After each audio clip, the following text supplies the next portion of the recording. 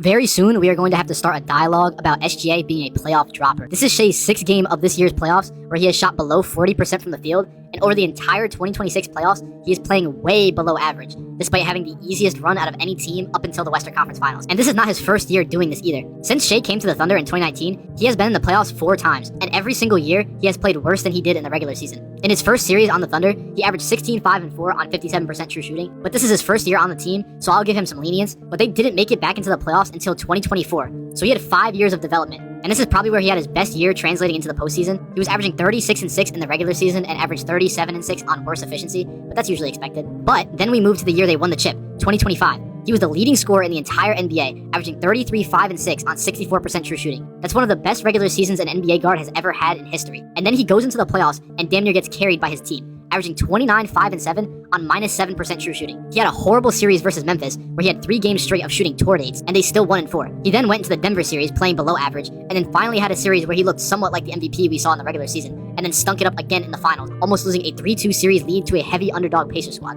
And it just keeps getting worse, because when I look at this year, 2026, I see another MVP for Shai, a player who has been regarded as the best player in the world, and he is getting slammed on his neck every game by the Spurs. And Wemby is showing him levels when it comes to best in the world talks. In this series alone, he has had only 2 games above 37% from the field. That is abysmal for an MVP. Not to mention him only averaging 25 points versus the Lakers, one of the worst guard defending teams in the league. And even in his best series, which was the Suns series, he came out shooting terrible in game 1, 5 for 18. This is not how an MVP is supposed to translate to the playoffs. If anything, Wemby is showing how it's done, because he is gapping Shai in every game they have played so far. I don't know, maybe I'm missing something here, but to me, it seems like down the line, we'll be looking at Shai as an Embiid archetype of player. He just happened to get lucky and get put on a better team.